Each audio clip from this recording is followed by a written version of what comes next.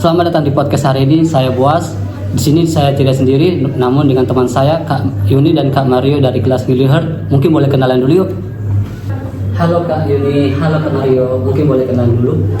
Hai semuanya, sebelumnya terima kasih Kak Boas karena sudah mengundang saya pada podcast kali ini. Sebelumnya kenalin, saya Yuni dari program studi akuntansi kelas Healing Art. Halo semua, perkenalkan nama aku Farah Cornelius dari kelas Healing Art dari Prodi Teknik Mesin. Di sini saya orangnya suka ngomong, jadi saya terima kasih untuk Boas yang undang-undang saya di podcast hari ini. Apalagi nih katanya topiknya menarik.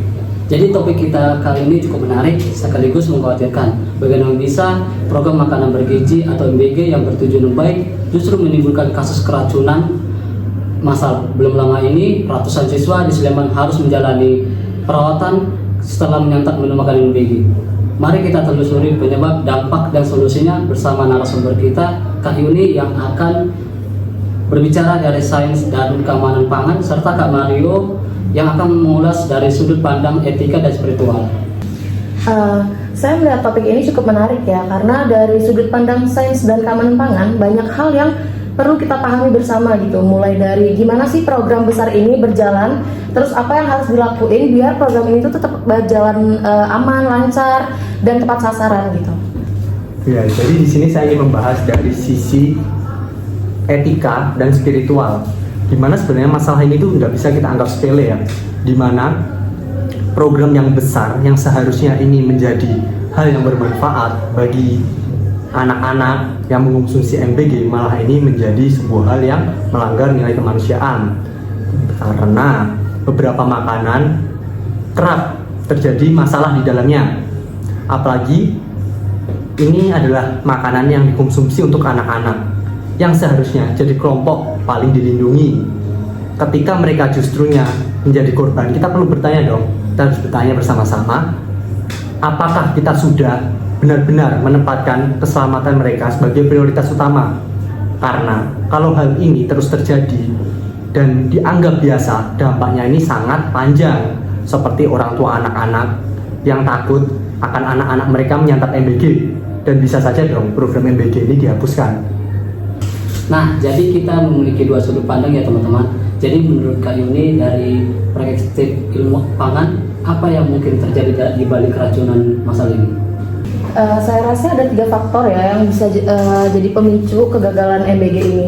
Yang pertama tuh mungkin kemungkinan adanya terkontaminasi bakteri atau mikroorganisme di dalam makanan yang disajikan gitu. Ada beberapa bakteri yang bisa saja muncul, yang biasanya sering muncul di beberapa masalah yang sama juga.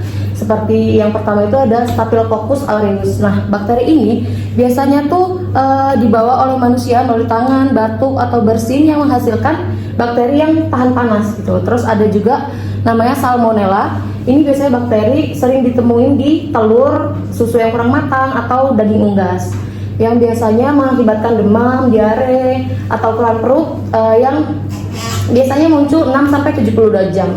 Terus ada juga bakteri yang namanya Bacillus careus. Nah, bakteri ini biasanya tuh sering disebut sebagai bakteri nasi.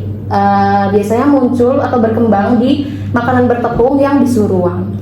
Terus ada yang kedua, itu kegagalan ketahanan suhu atau penyimpanannya tuh salah. Jadi makanan tuh biasanya baik disimpan di suhu di bawah 5 derajat Celcius sampai atau di atas 60 derajat Celcius. Jadi kalau makanannya nggak disimpan di antara suhu itu, bisa jadi nanti makanannya terkontaminasi bakteri. Seperti Salmonella tadi, itu tuh bakteri bisa berkembang menggandakan diri 2 kali lipat dalam waktu 20-30 menit gitu. Terus yang ketiga juga ada higienitasnya yang lemah. Jadi selain cuci tangan, nggak cuma sekedar cuci tangan, sanitasi alat makan dan wadahnya juga harus diperhatikan, serta penjaman makanannya, terus airnya itu juga harus diperhatikan agar makanan tuh terjaga gitu. Seperti itu sih. Nah, dari penjelasan Kak Yuni, apakah ini menunjukkan sistem pengawasan di tingkat penyediaan makanan ini sangat lemah? Menurut saya iya sih Kak Boas. Menurut saya sistem pengawasannya itu masih lemah. Soalnya masalah ini tuh gak baru ini terjadi. Jadi pernah terjadi kejadian yang sama, cuma di tempat yang berbeda, yang menandakan bahwa SOP-nya nih, SOP keamanan pangannya belum ditetapkan dengan ketat gitu. Jadi kayak masih lemah. Nah, dari sisi yang lebih mendalam, bagaimana dengan Kak Mario? apakah ini mencerminkan kegagalan etika atau spiritual dalam pelayanan publik? Wih, pertanyaan yang cukup dalam ini ya. Kalau dari sisi etika, menurut saya ada beberapa pihak yang perlu dievaluasi. Tentu saja yang pertama, penyedia makanan, yang seharusnya mereka itu menjamin higienisan MBG agar aman dikonsumsi anak-anak, bukan cuma sekedar mengejar target atau efisiensi. Lalu yang kedua, ya yang punya program ya, yaitu pemerintah sebagai pengawas yang punya tanggung jawab besar memastikan, yang seharusnya mereka memastikan setiap program harus berjalan secara aman. Lalu untuk Kak Mario, bagaimana dengan sudut spiritualnya? Ya, jadi tadi kan kita udah bahas sudut pandang etika ya. Sekarang saya ingin jawab sudut pandang dari spiritual. Ya, kalau dari sudut pandang spiritual sendiri kita bisa mengkaitkannya dengan nilai-nilai dasar yang sebenarnya itu penting dan sederhana, tapi terkadang itu kita sering lupakannya. Contohnya aja dari prinsip saucha. Itu kalau saya dengar itu dari prinsip Hindu ya, yaitu tentang kebersihan. Jadi makanan itu tidak hanya bersih secara luar aja, maksudnya seperti makanannya doang yang bersih, tapi juga dari alat masaknya, dan juga niatnya, dan juga tanggung jawabnya dalam menyiapkan makanan. Lalu yang kedua nih, aku suka dengan prinsip yang namanya ahmisa, yaitu prinsip dari India, yang berarti tidak mencelakai. Nah, dari tadi kan makanan yang salah itu berarti memberikan makanan yang ternyata berbahaya. Tentu saja itu berlawanan dengan prinsip ahmisa. Meskipun tidak disengaja, tapi tetap bertentangan dengan prinsip ini.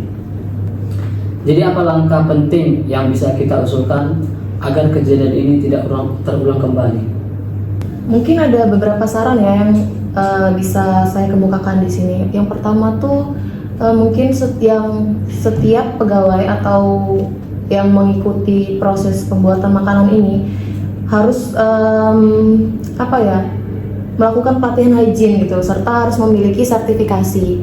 Terus yang kedua, kita juga perlu pengawasan tentang gimana sih pembelian bahan bakunya, dari mulai pembelian sampai ke penyimpanannya itu harus kita awasi gitu. Terus yang ketiga itu ada kita perlu teknologi semacam pelacakan gitu, yang biar kita tuh bisa ngecek mulai dari proses pembuatannya sampai ke tangan konsumen. Jadi kayak kita memastikan bahwa dari prosesnya tuh sampai ke tangan konsumen tuh dilakukan dengan sesuai SOP gitu. Kalau dari saya sepakat dengan apa yang disampaikan Kak Yuni dari sisi teknis. Dari saya sendiri, kalau dilihat dari nilai sosial, ada beberapa hal yang menurut saya penting. Pertama, transparansi. Hal inspeksi dan uji laboratorium sebaiknya kita diakses secara publik. Kenapa? Supaya masyarakat merasa tenang akan program MBG ini. Lalu yang kedua, perlu ada mekanisme pengaduan yang mudah dan cepat, khususnya bagi orang tua dan pihak sekolah, agar kejadian seperti ini bisa segera ditangani dengan cepat. Sangat jelas bahwa solusinya tidak hanya teknis, tetapi juga menyentuh aspek tata kelola, etika, dan keterlibatan masyarakat. Terima kasih banyak untuk Kak Yuni dan Kak Mario yang untuk XP yang sangat berharga ini. Ya, di sini saya juga terima kasih banyak buat Boas yang sudah mengundang saya dan Kak Yuni yang sudah menemani saya di sini. Semoga di lain waktu kesempatan kita bisa bertemu lagi. Saya juga berterima kasih kepada Kak Boas karena sudah mengundang saya di podcast ini. Terima kasih juga pada Kak Mario karena sudah menemani saya menjadi narasumber pada podcast kali ini. Mungkin bisa lain kali kita ketemu lagi untuk podcast lain kali. Untuk kalian yang mendengarkan, mari kita bersama-sama lebih peduli dan terhadap program yang publik yang menyangkut kesehatan dan pendidikan anak. Jadi, jika ada informasi atau pengalaman terkait MBG, silakan bagikan komentar. Sampai jumpa di episode berikutnya. Bye-bye.